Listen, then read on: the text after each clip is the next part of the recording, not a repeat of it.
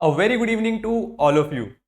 Myself Harneet Singh, your mentor for UGC NET Paper 1 and Paper 2 Commerce and Management. तो last sessions में हमने discuss कर ली थी paper 1 से रिलेटेड बुक्स। तो आज मैं आपके साथ डिस्कस करूंगा that which books you can refer for paper 2 commerce and management specifically. तो अगर आप सेल्फ स्टडी कर रहे हो for the UGC net exams तो ऑब्वियस सी बात है कोई ना कोई बुक्स तो आप रेफर करोगे। अच्छा, अब कुछ कंबाइंड बुक्स भी आती हैं, जैसे आपको पता ही होगा 10 यूनिट्स हैं, तो कुछ कंबाइंड बुक्स भी आती हैं जिनमें 10 के 10 यूनिट्स सारे के सारे मेंशन होते हैं, 10 के 10 सब्जेक्ट्स होते हैं। बट मैं आज आपको वो बुक्स रिकमेंड करूंगा जो स्पेसिफिकली सब्जेक्ट के लिए स्पेशलाइज्ड हैं, क्योंकि उन बुक से मुझे पर्सनली लगता है कि पढ़ना थोड़ा आसान होता है या लैंग्वेज इजी होती है। तो कौन कौन सी बुक्स आप रेफर कर सकते हो फॉर योर प्रिपरेशन, ठीक है। अब इनमें से कई सारी बुक्स तो ऑलरेडी आपके पास होंगी क्योंकि आपने या तो ग्रेजुएशन में या पोस्ट ग्रेजुएशन में पढ़ा होगा। जैसे मैं अपनी बुक्स कभी भी फेंकता नहीं, तो अगर आपने भी अपनी बुक्स फेंकी नहीं होंगी या किसी और को नहीं दी होंगी तो वो बुक्स माइट भी आपके पास हो, नहीं तो वो बुक्स आपको परचेज करनी पड़ेंगी। तो डायरेक्टली ले चलता हूं। सबसे पहले हम डिस्कस कर लेते हैं कॉमन सब्जेक्ट्स। देखो, कॉमर्स और मैनेजमेंट में कई सारे सब्जेक्ट्स कॉमन हैं। अब यहां पे मैं सब्जेक्ट वाइज बात करूंगा as compare to unit wise. तो आपने सिलेबस वाली वीडियो देख ली है तो वहां से आपको आइडिया लग जाएगा कि हाँ भाई इस सब्जेक्ट की बात हो रही है, ठीक।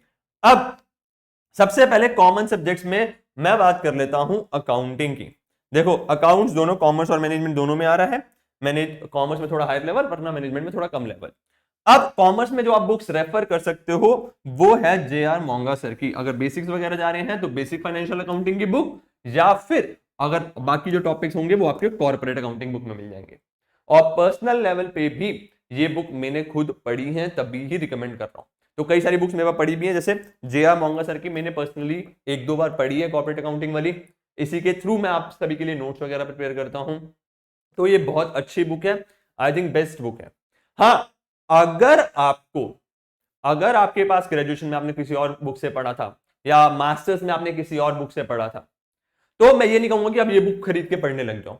और आपको उस बुक से पढ़ना कंफर्टेबल है तो आप किसी भी बुक को रेफर कर सकते हो जो भी आप ग्रेजुएशन और पोस्ट ग्रेजुएशन में पढ़ के आए हो। अब ये देखो एडवांटेज है, जिस बुक से आपने ग्रेजुएशन या पोस्ट ग्रेजुएशन में पढ़ा होगा वो बुक की इमेजेस, वो बुक्स के पेजेस आपके माइंड में थोड़े से ऑलरेडी होंगे, तो उसकी जो लैंग्वेज होगी वो आपके माइंड में होगी।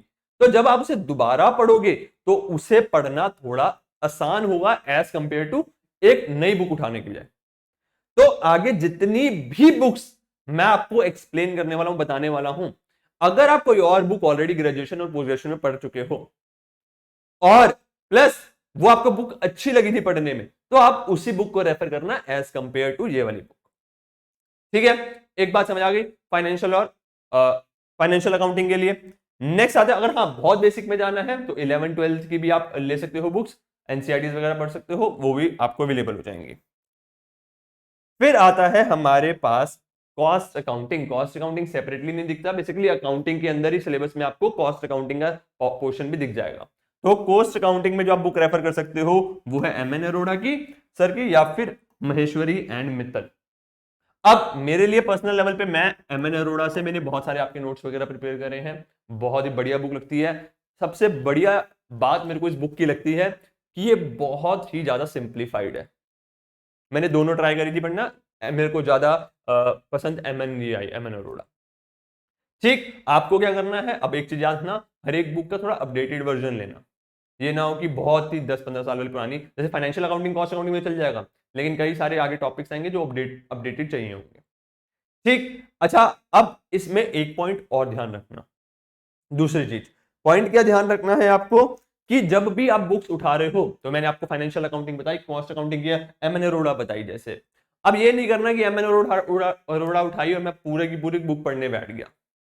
It is totally a waste of time. कभी कभार हो जाता है कि हमारा मन करता है कि हम अच्छे से सब कुछ पढ़ लें, वो वेस्ट ऑफ टाइम हो जाएगा, एग्जाम क्लियर नहीं होगा। 10 सब्जेक्ट से 10 सब्जेक्ट ना बोलूं बल्कि 13 टू 14 सब्जेक्ट्स हैं, क्योंकि जैसे अकाउंट्स में बताया मैंने, अकाउंट्स एक यूनिट है, उसके अंदर कॉमर्स में आपके 3 सब्जेक्ट्स मिल जाएंगे।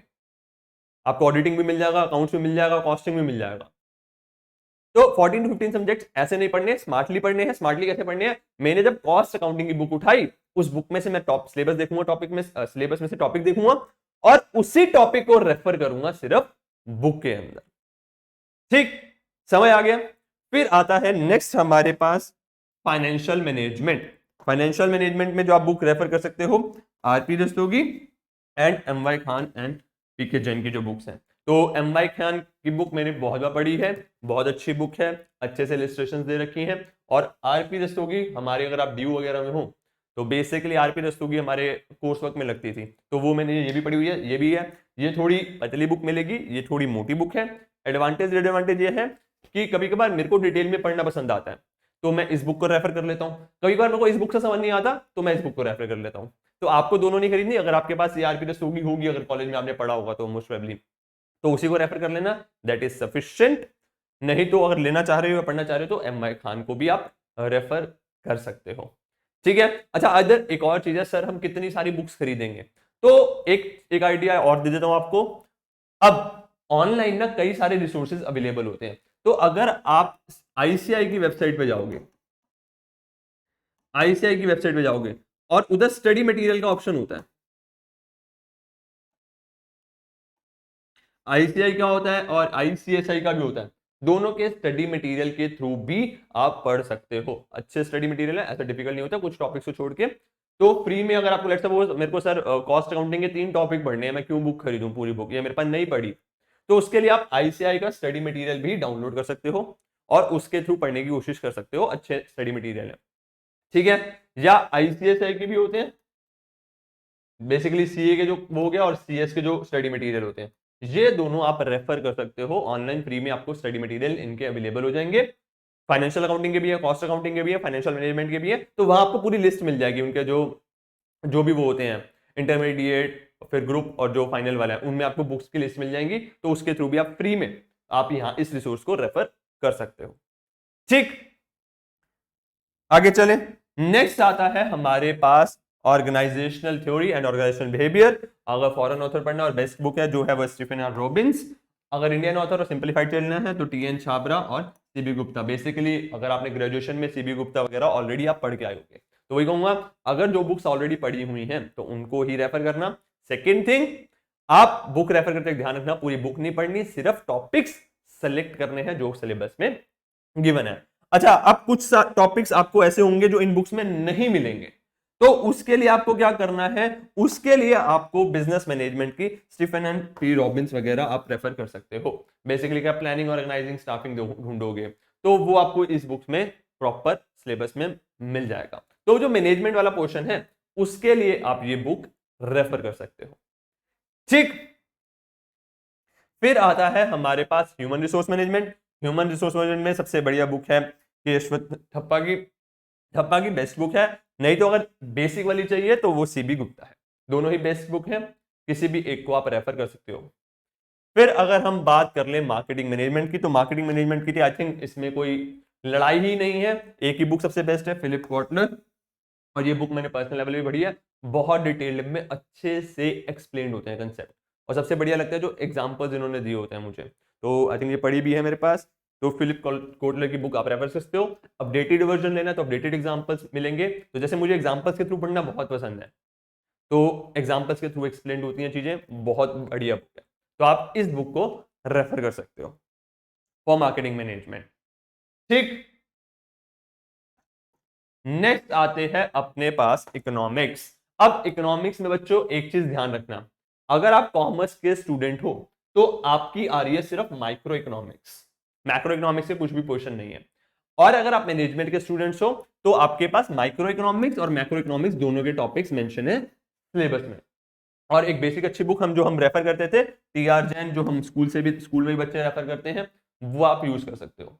अच्छा, इकोनॉमिक्स के अंदर आप एक चीज ध्यान रखना कि कभी कभार क्या होता है, डायरेक्टली बुक से जब पढ़ने जाते हैं ना हम परेशान हो जाते हैं। मैंने बहुत बार देखा है स्टूडेंट्स को, क्योंकि कंसेप्ट्स होते हैं। तो उसके लिए आप बेस्ट क्या कर सकते हो, जो भी टॉपिक है आपका जो आपको समझ नहीं आ रहा, उस टॉपिक की आपने यूट्यूब पे वीडियो खोल ली, उस टॉपिक की वीडियो देख ली, उस वीडियो को देखने के बाद बुक से रीड किया, उधर क्या हो जाता है, सिंप्लीफाइड हो जाता है, मतलब कंसेप्ट ऑलरेडी थोड़ा बहुत समझा होता है।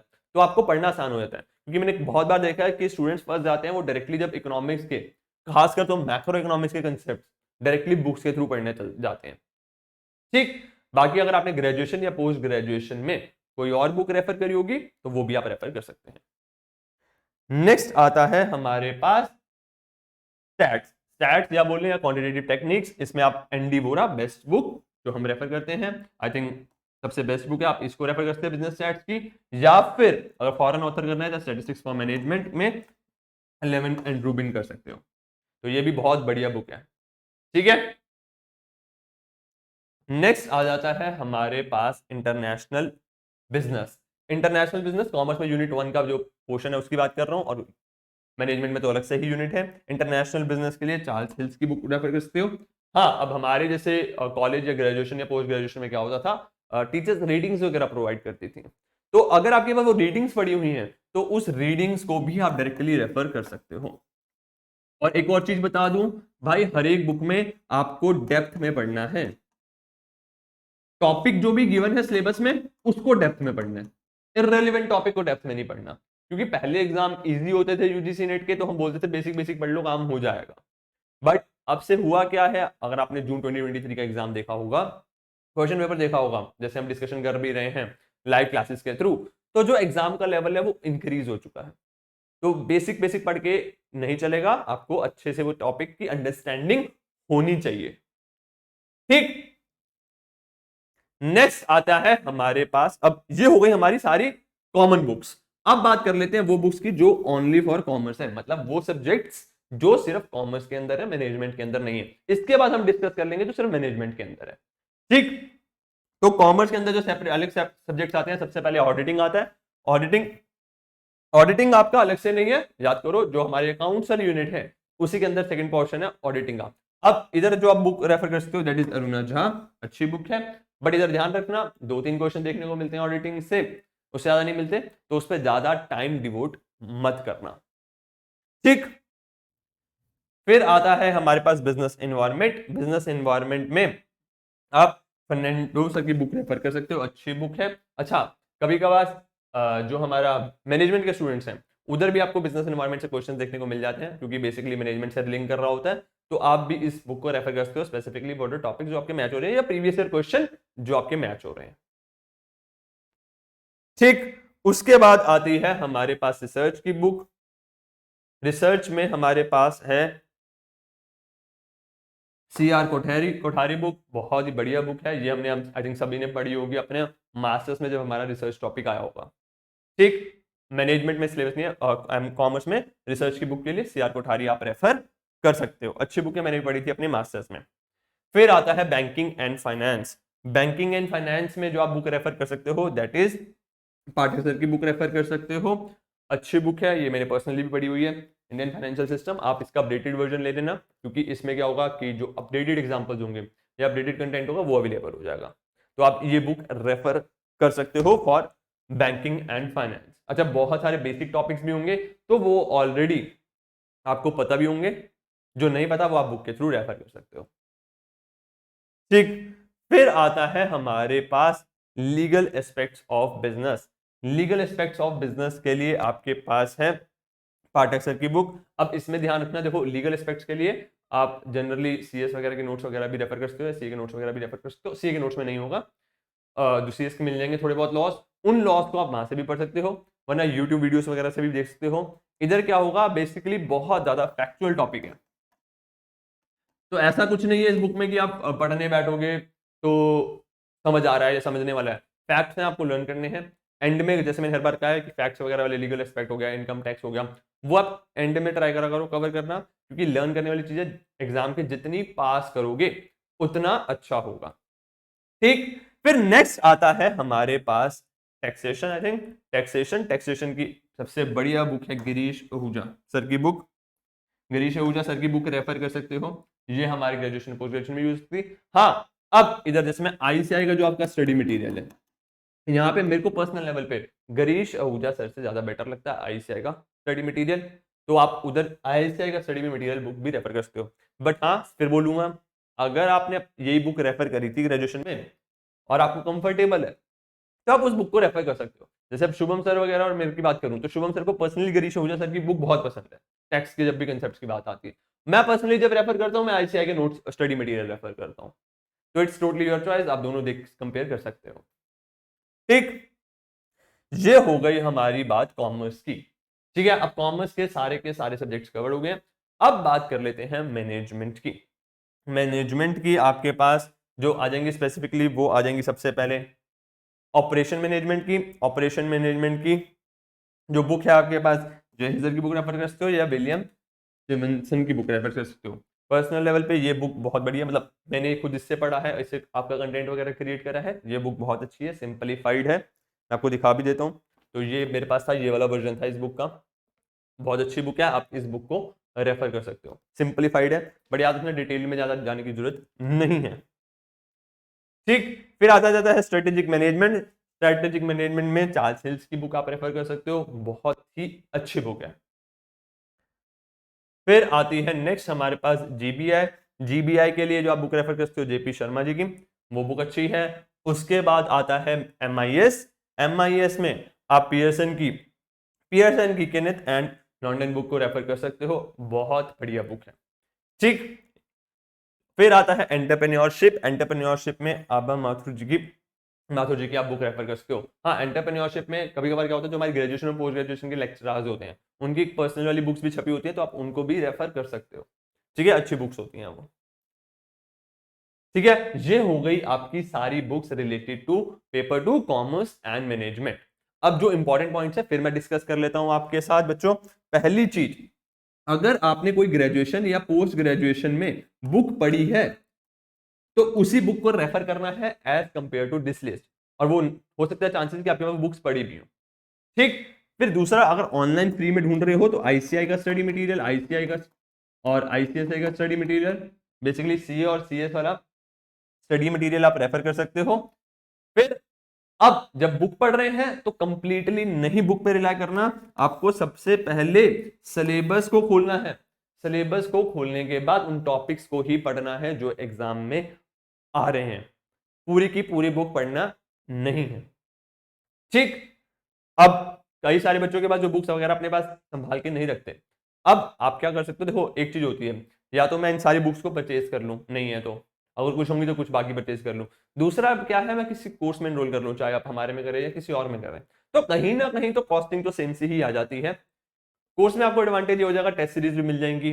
कोर्स में आपको ये एडवांटेज हो जाएगा कि आपको नोट्स एक ही जगह मिल गए सारे, फिर एमसीक्यू क्वेश्चंस की बुक्स वगैरह मिल जाएंगी। तो आप अगर उन जनरल वगैरह पे भी जाके एनरोल करेंगे तो वहां पे आपको पूरे कंटेंट की बुक्स मिल जाएंगी, प्लस एमसीक्यू की पेपर 2 की बुक्स मिल जाएंगी, तो आप किसी कोर्स को भी रेफर कर सकते हो। ठीक, बट हाँ, अब आप क्या कर सकते हो, देखो जैसे मैं पर्सनल लेवल पे बात करूं, कोर्स और बुक्स को दोनों को एक साथ चला सकते हो। कभी कभार क्या होता है, जैसे मैंने कोर्स से पढ़ रहा हूँ, अब मुझे किसी चीज में और डेप्थ में जाने का मन है, ये कभी कभार क्या होता है, मेरा कोर्स से पढ़ने का मन नहीं होता तो मैं बुक ओपन करके बैठ जाता हूँ। तो बुक ओपन करके बैठ गए, उस बुक से वो टॉपिक खत्म कर लिया। टारगेट क्या होना चाहिए, हमारा सिलेबस कंप्लीट होना है।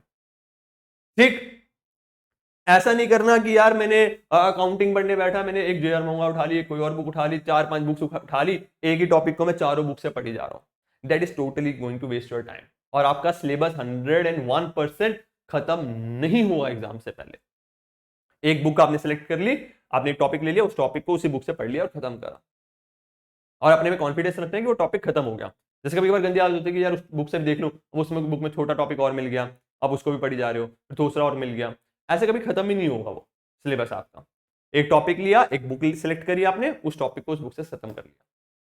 ठीक, या अगर कोर्स में एनरोल लो तो उस टॉपिक लिया, कोर्स की वीडियोस देख लिया, उसके नोट्स पढ़ लिए, उस टॉपिक को वहां खत्म कर लिया। ठीक, अब ये जो लिस्ट थी, ये जो मैंने बुक्स पढ़ी हुई हैं या जो मेरे शुभम सर के साथ डिस्कशन करके उनसे पूछा कि आपको कौन कौन सी अच्छी लगती हैं, वो है।